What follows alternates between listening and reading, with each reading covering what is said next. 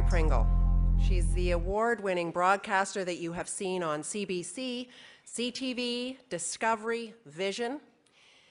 You also know that she's a tireless advocate for mental health, and that's why she is here today. Valerie, would you like to come up on stage? Right to you. Hi, everyone. Good morning. Thank you so much for inviting me to this. Now, I always look at distinguished groups of people like this who probably know way more about this issue than I do, but I'm delighted to be part. I mean, I say that, I never set out to be an advocate for mental health. I've never suffered from a mental illness or an addiction myself, but I've known and lived with people all my life who have. If you'd asked me probably even 5 years ago if I'd be spending almost the majority of my time speaking out against stigma and also working hard to try and raise money for awareness and improved research and care, I would have said no. I mean, worthy, but it's not what I'm going to do. But now, quite frankly, I can't think of anything more worthwhile or important to do with my life. And I'll tell you how it happened, and it probably isn't quite the way that you would imagine. I mean, a lot of people will say it's because of your daughter, right? Isn't that how it happens? And in fact, it's not quite how it happened. My husband and I were financial supporters for the Center for Addiction and Mental Health, inspired by Michael Wilson, who'd been a partner of my husband's for a long time in business before he'd gone on to be finance minister and ambassador to the US and all those things. Mike was one of my husband's real heroes and role models. And for no greater reason than for choosing to speak out about his son Cameron, who died of suicide. And after Cameron died, Michael decided almost immediately that he had to speak publicly about this, and did so at the funeral. And he knew how ashamed Cameron was, that Cameron had said to him, when he was sick, don't tell anyone, Dad, don't tell people at work, don't talk about this. And, Michael knew then that not talking doesn't help.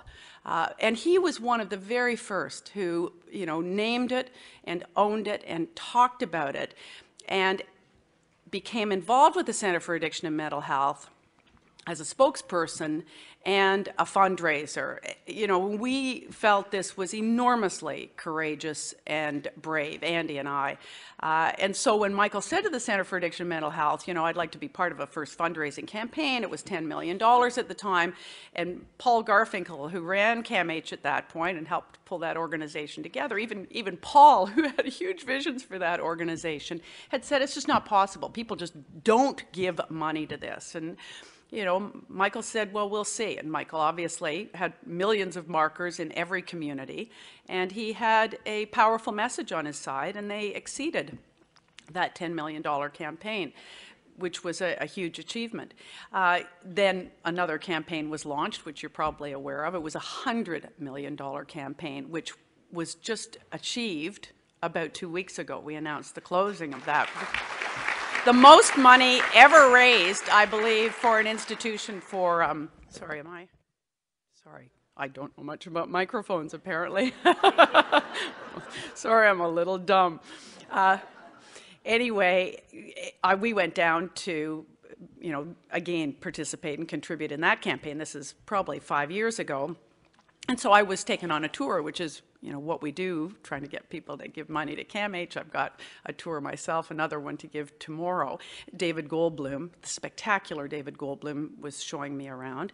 And, I'd never been down there. I mean, I was classic Torontonian, woo, $9.99, you hold your breath on the Queen Street car, you don't want to go there, it's spooky, look at the wall, keep the inmates in and keep people out, don't want those cooties, don't want to catch what they've got, or whatever. So when I finally went in there and I saw, these Dickensian facilities, that spoke of detention and despair, and they spoke of the fact too that these people were completely disenfranchised. I mean, one of the buildings we toured is a mood and anxiety disorder unit. You know, you think the worst time in your life and heading into hospital, you get off the elevator, or you're a family member. You know, there's bars and cinder block, and, you know, there's one bathroom for, you know, multiple patients. There's no desk. There's no, you know, no shower facilities they have to share for the dignity of being clean. I mean, it was really, you know, and you're thinking, this was a building, actually, that was built around the same time as the Eaton building for TGH. I mean, it looked nothing like chronic care hospitals and sick kids and these wonderful facilities. And essentially because I guess they did it on the cheap. Government thought, you know, who's going to complain? You know, the patients aren't going to, and neither are their families. In fact, their families probably won't even show up. I mean, that was one of the most heartbreaking things I heard that day was, you know, here's a 600-bed hospital. This is huge. There's no gift shop. There's no gift shop. There's no economic model. There aren't the bodies coming in to buy a bunch of flowers or a teddy bear or anything for anybody. So there's no gift shop at CAMH. And I think, you know, those things just, you know, stab you in the heart, and you go, this is just wrong. This is an issue of social justice. We can't do this. Like, wake up. And, you know, we have to start seeing the future, which at that point, too, you know, as part of the tour, you could see where things were going and some of the new buildings that were going up on this massive property down at Queen Street. So literally at the end of this tour, I signed up. So what do you want me to do? I'll join the campaign cabinet. I'll try and raise some money. I'll join the foundation board, et cetera, et cetera. And one of the things they asked me to do was an ad for them, you know, for a campaign that they had going on at the time called Transforming Lives, that put faces on mental illness and addiction. Michael Wilson was one of the first to do that ad. They went up in bus shelters around the city, in radio spots, et cetera. Former lieutenant governors, Lincoln Alexander, James Bartleman. There were many, many faces and people who'd gone before and did one. And, you know, I had said, you know, I said, absolutely, I'll do one. I hadn't really thought what my message would be, what my story would be. And so, you know, I thought in my own family, as I said, you know, all kinds of bipolar, drug addiction, alcoholism, et cetera. But essentially didn't know whose story I could tell beside, you know, our daughter Catherine's, who had been diagnosed and suffered panic and anxiety disorder and was very open and honest about it. So I asked Catherine if it was okay. She was, you know, absolutely amenable. And so we did this ad. I mean, my face was on it. Catherine's story was the subject of the ad. But, you know, quite frankly, both of us, and we said this, and I said it to the CAMH people, you know, I don't think this is so much of a story. I think our story is a bit lame, actually. I don't think Catherine's sick enough. You know, compared to people who are telling these stories of suicide, schizophrenia, you know, really tough addictions and things that people have gone through, you know, and it's anxiety, like, who doesn't know about this? Or depression, taking antidepressants, you know, everybody takes antidepressants.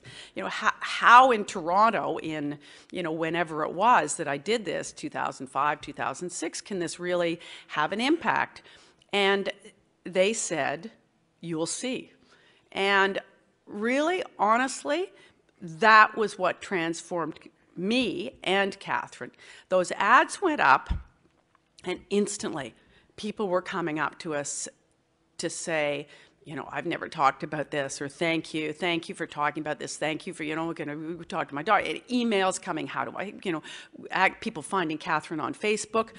We were absolutely gobsmacked. And I suppose those of you who've been in this profession a lot longer, you know, wouldn't be surprised. And people do just come out of the woodwork, but that's what changed everything for us. We decided, obviously, that if, you know, people wanted to hear this story, and if there was something that we could do and we could bring to the table and we could add, then by all means we would do that. So it sort of did change both our lives. And Catherine's very sorry. Often we do these speeches together, but she's at school. Actually, her story, it's wonderful. She's now, you know, signed up for her MBA. She's down in London at the Ivy Business School in that one-year program and started in April. So she's just working like a maniac, actually. And, you know, we were hoping we could tape a message or whatever from her, but it just never kind of worked out that a camera and Catherine were in the same spot at the same time. But it's interesting as Catherine and I have done these speeches that, you know, every time I learn more from her because, you know, quite frankly, as parents, I think, you know, we were pretty clueless, and I think not unusual in that regard because, you know, Catherine, you know, now that we do look at this and have looked at this a lot more carefully, she will say she was feeling this, you know, from grade 2, 3 on, and I think you were hearing similar stories in the panel before this, and I mean, I think we're starting to really understand this more and more. But, you know, I knew it, you know, when she had a skating exam or something like that, she'd be in tears, and I think, okay, well, this is, people have to cope, and I do the same kind of parental bromides. You'll be fine, you get over this, it's okay, you know, think you always succeed, who cares, what's the worst that can happen, you fail, you know, all those things you go through. So this would happen, and it happened exam time at school, and she'd get in such a state, you know, really her back would go out, she couldn't walk, you know, sometimes, and it would end, she'd get through it. By the time she was at McGill, she'd spend weeks in tears, and again, somehow, you know, we'd say, you know, do you want to go to the counseling center, talk to anybody about this? And she did, but nobody was sort of going, okay, this is really not normal. You know, she'd look at her roommates who would have the same stresses and deadlines and exams, and, you know, they weren't in the same state that she was. But we'd sort of get through it, and, you know, the exams would end, and it would all get to be a little bit better. What happened was, and I guess, you know, you see this time and time again, and again, I'm starting to understand more and more, it doesn't go away. It doesn't get better. You know, mental illness is one of those things that it's unique in the sense that parents often will go, okay, let's just hope it'll get better and hope it'll go away, and that attitude is pretty stunning.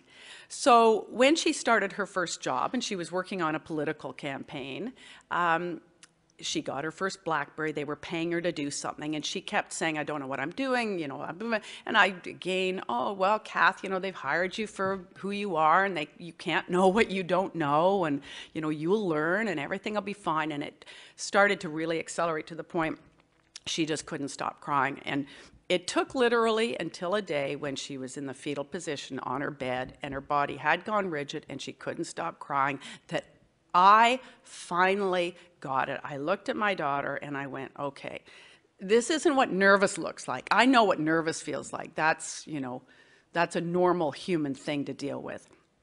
This girl is suffering. She's sick. She needs help. It took until then till I finally got that point. So she couldn't work. Got her to her GP. The GP gave her some anti-anxiety drugs so her, you know, muscles would release. Started to discuss antidepressants. Did not make Kath happy at all. Don't want crazy pills. Don't want to be on pills. Had a cousin who'd, you know, been given them very young and had a horrible reaction to them. But her GP, you know, and she will say this to all the people who sort of say, where do you go? How do you get help? You know, I'm lucky. I had a great GP. Had to spend a lot of time with me, talk to me, listen to me. Sent her to one kind of therapy person who was talking about life a little bit. And then I reached out and talked to David Goldblum at CAMH, and he suggested cognitive therapy, which, you know, I guess people who know about this, I didn't know it at the time, know that this is enormously effective, or can be. And, you know, Kath would say, you know, she went to see someone named Elena Denisoff, and she said the first minute she sat down with her, it was like a light bulb went on, like, thank God, what's happening to my body, what's happening to my brain. It gave her a sense of control, empowerment, understanding. She felt way not so crazy. She felt an ability that maybe that she would survive this.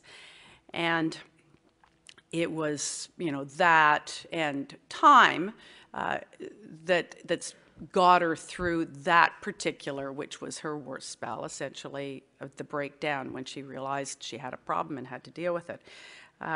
It was interesting, too, the night before she finally went back to work, that she was saying to her dad, like, what do I say? I mean, I've been talking, you know, but vaguely. And he said, you know, tell the truth. And so she found a friend, because I wasn't even able particularly to do it at that time, because she was still in pretty rough shape, who said, you know, I'll get you down there, you know, get out of bed, call me, get in the shower, call me, got her down to the office, took her up to the office, and she was still pretty, you know, brimmy eye and shaky, and went in to see her boss. And he said, you know, what's wrong? How have you been? What's up? And she said, you know, I've had suffering from panic and anxiety. I've had to, you know, go to the doctor and get some treatment for that. And he said, you know, oh, my wife has suffered from that. It's horrible. It's really tough. You know, poor you. How are you doing? And like instantly she went, oh my God, like support, help, understanding. Why wouldn't everybody talk about this? I mean, being honest, having people know about this. And I mean, quite frankly, this was a guy who was running a political campaign at the time. You're thinking, maybe this might not be the best job for you if you're having panic and anxiety. We're trying to deal with, you know, a crisis, get someone elected, blah, blah.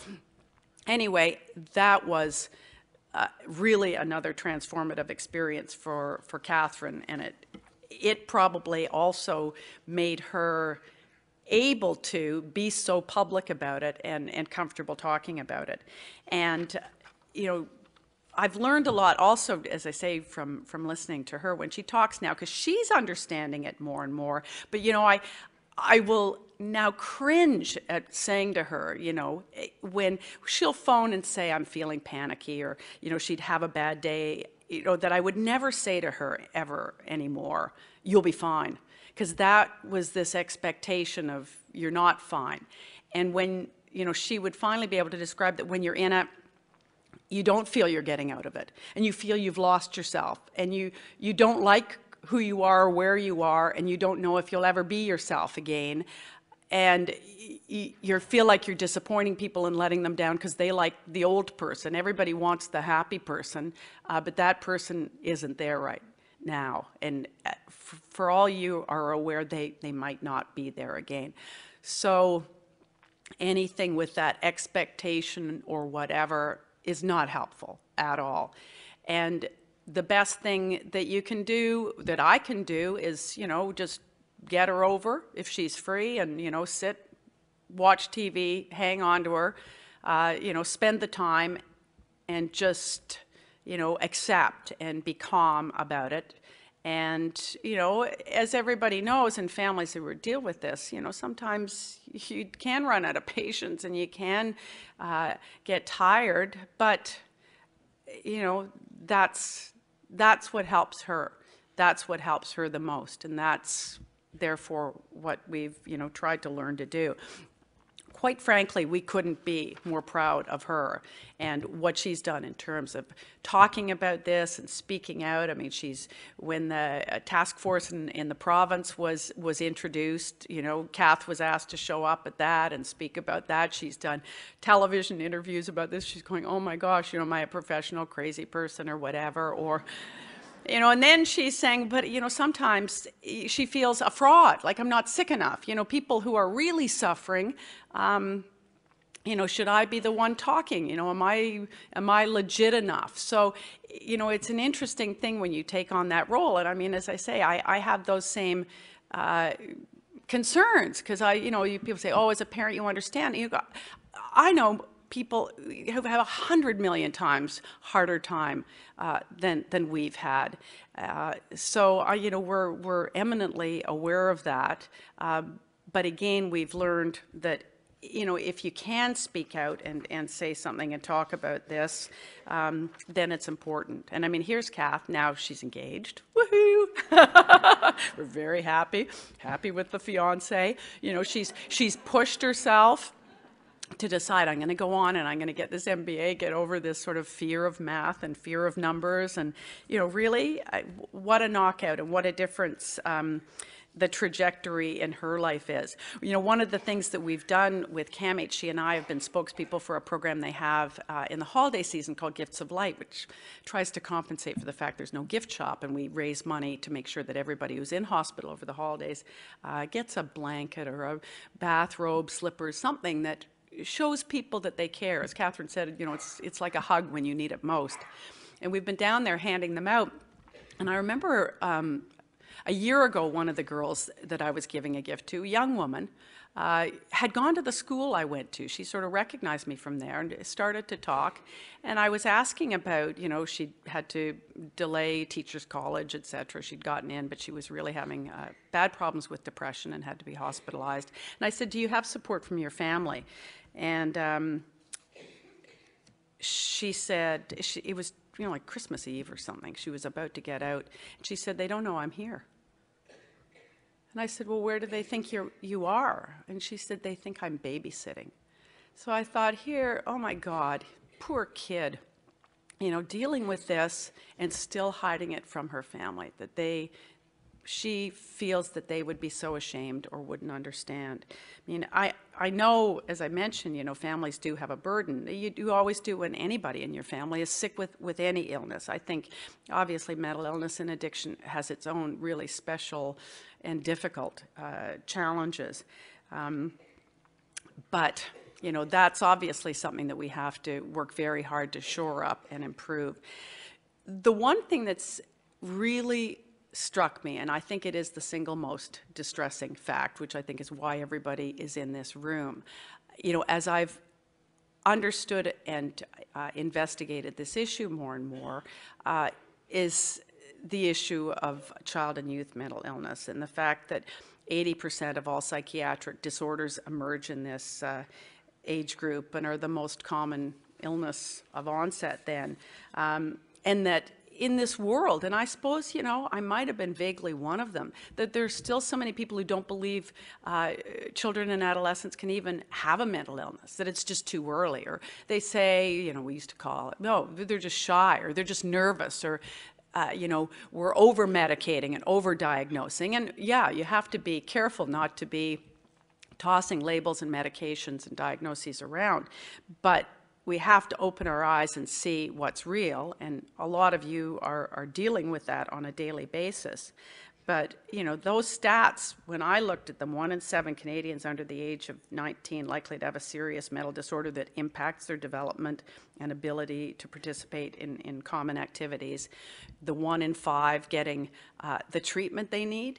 And again, you know, you hear that, you keep hearing those numbers, but you think, you know, if 1 in 5 people were getting a hip replacement that they needed, or a, you know, cataract operation, they'd be screaming up at Queen's Park, you know, give it to me. And it's just absolutely unacceptable, because these are, you know, kids' lives, and, you know, we know what's happening. I mean, these kids are in their rooms and they're crying and they're cutting themselves, and they're self-medicating, and they are dying of suicide, and, you know, they're suffering from schizophrenia, panic and anxiety disorder, eating disorders, bipolar disorder, substance abuse.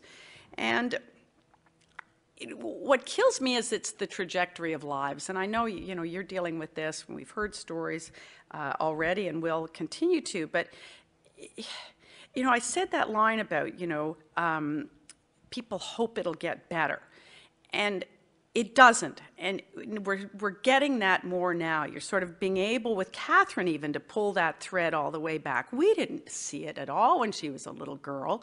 You just sort of looked at it. Now, what would we have done at what point, and how would we have intervened differently? I'm not quite sure, but we would have done something different. But also, I look at this point in their life, and we're seeing this, almost people would say epidemic, anxiety, depression, what's happening with these young kids, especially, so many of them late teen and early 20s, what's going on there. But, you know, if Catherine at her breakdown phase had hidden it, or if we had ignored it, if we had given in to shame, or, you know, she might have just gotten over that. But then what happens to your hopes and dreams? you know, you go, well, maybe I can't work on this sort of job. Maybe communications professional, you know, at Queen's Park is not on my list of possibilities. Or maybe you do start altering and diminishing what it is you can do. And that is, I find, you know, the greatest shame. We know suicide is a huge problem, obviously. I've worked with some of the people, you know, Eric Windler being one of the most impressive men who, since his son Jack's death at Queen's University a year ago, has really been involved in, you know, mental health first aid, kids helpline. Get that message out so that people are aware that everyone is dealing with kids, parents, counselors, university dons, choir masters, guidance counselors, camp counselors. Everybody can start to see and understand symptoms and things that they might be concerned about, and give them the ability and the confidence that it's really important to interfere. One of my real heroes was June Callwood. I guess it's the anniversary of her death today. I think there was a piece on the CBC about that. This morning my husband was telling me, I love June. After my mom died, I always wanted June to be my mom, you know, when I have lunch with her, and, you know, anyway, I admired her as so many people did. But I remember one of the lines she said to me in an interview was, you know, one of the great signs of our humanity is our ability not to tolerate, you know, injustice. But the way you demonstrate that is by interfering. You know, we have to interfere, and that shows that we care and that we must care. And I think of that line that with young people who are suffering, we need to interfere. So I remember being on a panel with Dr. Simon Davidson once, the Children's Hospital of Eastern Ontario, a wonderful man. And he said that they'd done a study, and the #1 choice for kids who felt they had a serious mental illness or problem, the #1 choice of who they would go to talk to was nobody, by a vast margin. Nobody, just silence. So down the list, maybe friends, maybe teacher, maybe parent, maybe somebody. But most would not talk to anybody. So, you know, you've got to be aware that that's the case, and have your eyes open. You know, as Eric Windler would say, you know, his son was in his room at university with the door closed, wasn't handing in assignments. You know, people are going, well, you know, we just didn't know. And you got to know. Somebody's got to recognize that something's not right, and make a difference, and try and make an impact. Another one of my real heroes in life is Jean Vanier, who I've interviewed so many times. And, you know, when it comes to kids, and you think of this time in their life when it's just so important to have friends and to feel part of something. You know, one of the lines Jean said to me that had such a ring of truth was, we may think that our greatest need is to be loved, but the even deeper and more profound need is to belong.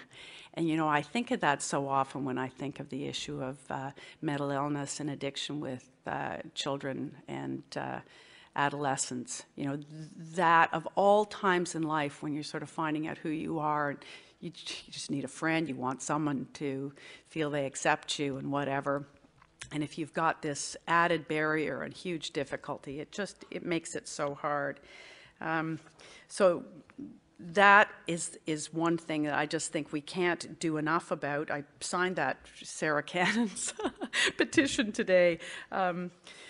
So, you know, this is an issue, obviously, that all of you are pushing today. I know in terms of the workplace, and I should just pay homage, because, you know, I talk about heroes. I've mentioned Mike Wilson and David Goldblum, but Michael Kirby is another one of my complete heroes in terms of this issue. And I know he's in this room, and you'll be hearing from him this afternoon. I mean, he's, you know, extraordinary. And you know, there are obviously many others who've been hammering away at this issue and trying to advance it.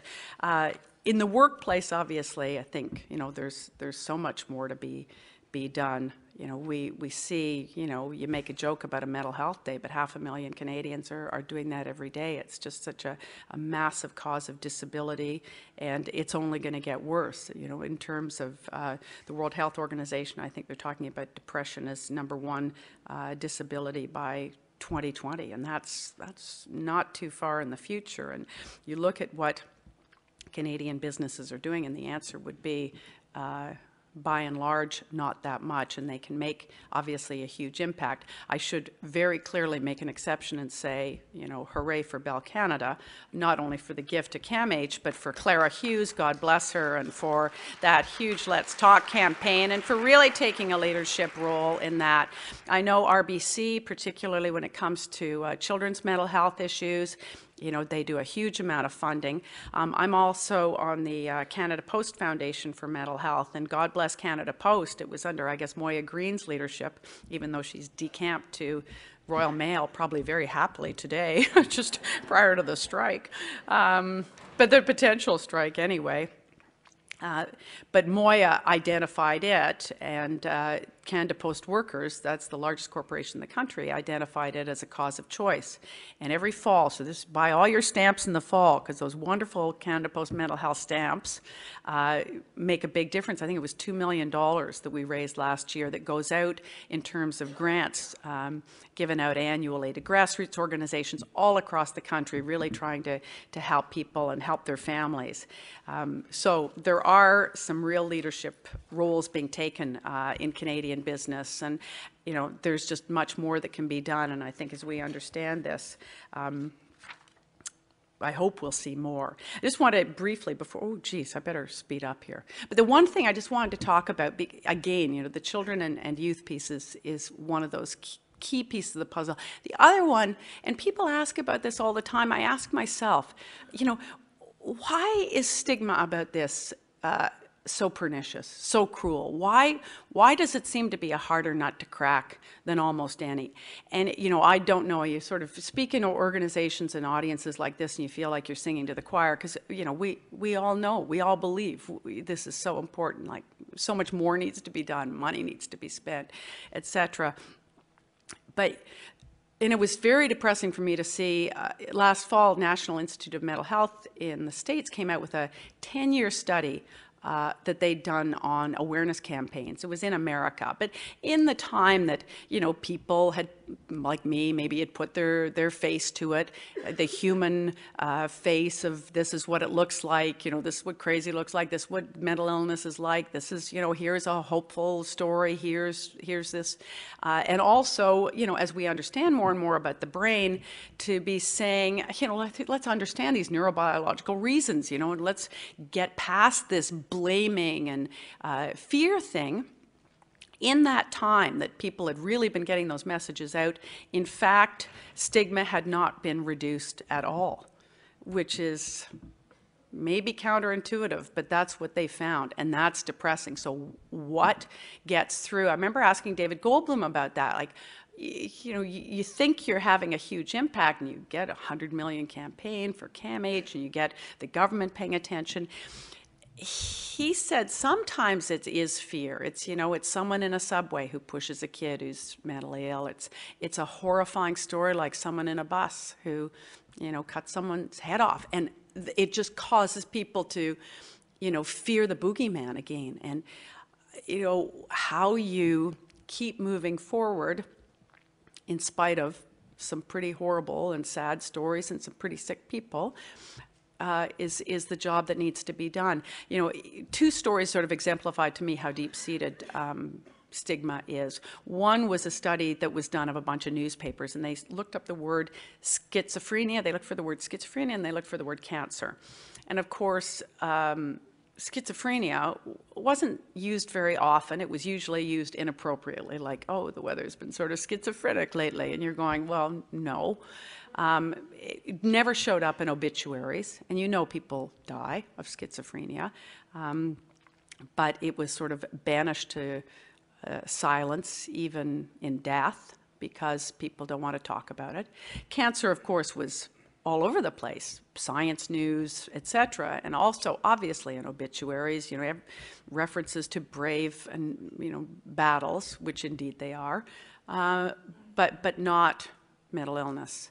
And that is distressing. You still don't see the word suicide in an obituary very often. When you do, I take note. I think they've named it, they've owned it, this is really important, it has to be discussed. The other was a survey of psychiatrists in Michigan, which showed that something like half of them said that they'd rather be treated in secrecy than have it revealed on any kind of record. I'm going, these are psychiatrists who understand. So when you see facts like that, it really is distressing. And, you know, you think, how long will it take? One of the organizations my husband and I are really involved in fact, he's at a press conference for them this morning, it's the Canadian Foundation for AIDS Research. So certainly AIDS had a horrible, I mean, it was, you know, when Diana touched the hand of an AIDS patient, that, you know, was transformed at the time when we even touched them. It was a leprosy. It was, you know, deserved, and it was a gay disease, and it was filthy, and it was self-inflicted, and, you know, the blame and the shame was horrible. And it's come very far. In fact, sometimes now it's an issue with people almost ignoring it and sort of going, oh, well, you know, it's like diabetes now. You know, it's containable and manageable, and not even taking it seriously enough. So that has come a long way. Cancer, certainly, as I mentioned, people used to never talk about cancer, the big C, even in a family. And then there were certain kinds you could talk about, but then colorectal or other ones you didn't. But, you know, again, education, shining a light on it, has made a big difference. And, you know, I guess mental illness has been hidden since the beginning of time, and it has to do with heads and personality and behavior, and people, you know, will just maybe take longer to finally to get it and understand it. There are a couple of messages that, you know, when I talk, I say the same thing every time, and you know, I just think you can't say it often enough. So I'll wrap up with those things that I say. And number one is there's no shame. Just stop it. Get rid of the shame. I'm not ashamed of my daughter. She's not ashamed of herself. She's fabulous, in fact, and we have to make the shame go away. Number two, if you need help, get it. We just have to say to people, now, accessing care, as everybody in this room probably knows, is not nearly as easily done as said. But if you feel there's a problem, if you're concerned at all, if you think you need help, if you think someone you know or love needs help, you have to go and try and get it and demand, do the best you can. Think of those people with, you know, their hip needing replacement or whatever. Number three, there is hope. You know, most mental illness can be treated. We're learning more and more about this every day, about the brain. You know, those developments are so exciting. And so you see the treatment works, and especially with young people, that you see lives changed. They go on, they go up. They don't have to suffer and stay the same and go down. And I know it's not the same for everybody, and not everybody can go, okay, fine for you to say, little Miss MBA engaged person, my kid is really sick and her life is going to be tougher. And, you know, that is true. That's absolutely the fact. But there is hope and there is treatment. And number four, you know, if there was ever a group that you say you're not alone to, this is it. I mean, it's everybody. It's all of us. We're all affected. We're all touched by this. I remember Moya Green, the great Newfoundlander who used to run Canada Post, saying, wonderful to have all those, you know, rides for MS, walks for cancer, all those things, and rightly so, all worthy, wonderful things. But she said, what if everybody who was affected by mental illness and addiction actually got a placard and walked out of their house all at the same time? The sign could say, like, our share healthcare, and we could see how many, you know, hundreds of thousands, millions of people this would be. This is all of us. And I think finally that will be, when we all march forward, metaphorically or not, what changes things. You know, I can't help but believe that in 10 years' time, things will be very different, that we'll, look back even on attitudes we have today and go, you're kidding me, you thought that? That is just so funny. It's like watching movies with people talking on cell phones and drinking coffee and driving cars at the same time, or smoking on airplanes, or, it's just burning witches, whatever they, you sort of go, really, that happened? People did that? And I will be happiest, obviously, for all the young lives that will be so different than they had to be, that the suffering will be much less than it is even today. My third little hero I'll mention is Leonard Cohen. Love Leonard. And I interviewed him once and asked, it's a pretty standard question, what's the best thing you've ever written? He agonizes over every single syllable and word. And he said, I don't really think that way. But then he said, yeah, there's a line from the song Anthem, and I'm sure you know it, that goes, ring the bells that still can ring, forget your perfect offering. There is a crack in everything. That's how the light gets in. And, we have to understand that, we have to believe that, and we have to accept that. Thank you very much.